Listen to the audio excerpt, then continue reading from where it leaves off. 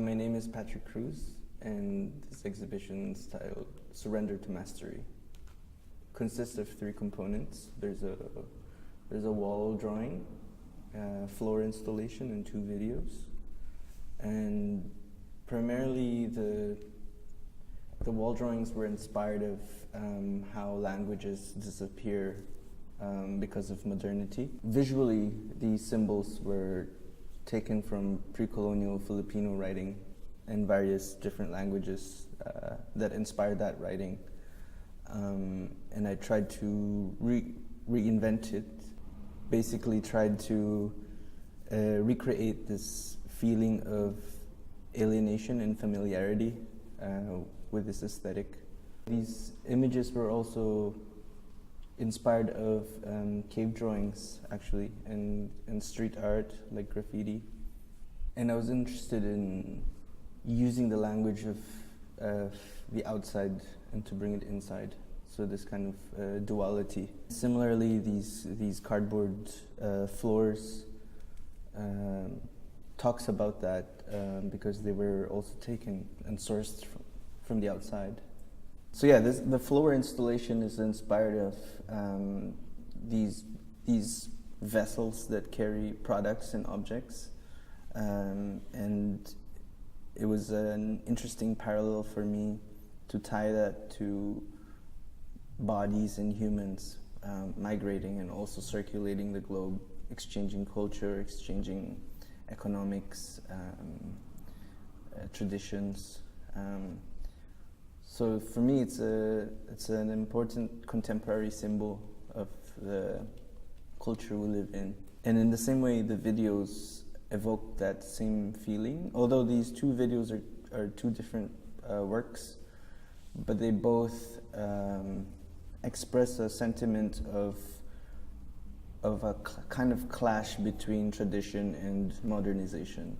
The use of familiar imagery is a powerful anchor to connect with people who may or may not know anything about art, and I've always been interested in democratizing the accessibility of art, and I do hope that if someone comes in here without any knowledge of art, that they could still get something out of it, or even just feel something. There's something nice about that, because art has always had this kind of veiled mystery that it's impenetrable, that it's only for a select few.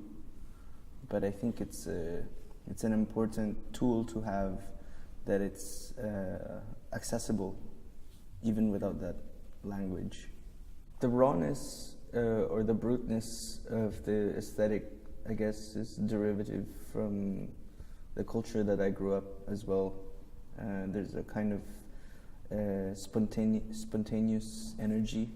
I mean, coming from a third world country, there's always a strategy of survival, and you don't necessarily have options to choose what kind of aesthetic you can produce, but whatever is around you. And I think I've carried that aesthetic forward and brought it here, and that aesthetic has retranslated as a form of energy, a kind of this raw energy that you feel that is alive. It's not something polished or shiny. And for me, there's something alive to that. There's something powerful when you see something that is not perfect. I think it goes back to being to that question of what a human is, what is to be a human, and it's not necessarily about this kind of a neoliberal thinking of, you know, we become climbing this kind of social ladder, and we have a dog, a house, and all that kind of narrative of living in this perfect utopia. And I was not interested in simulating that. I was interested in showing the vulnerability and the fragility of being human. It goes back to this title of the exhibition, Surrender to Mastery, which is about I think our aspiration as humans to always be in control, you know, to be in control of nature, be in control of ourselves, of our lives. And the surrender to mastery, I think, is a gesture of decolonization. It's a gesture to be an amateur. And being an amateur allows you to be free, because there's no standard, there's no judgment. You can just flow.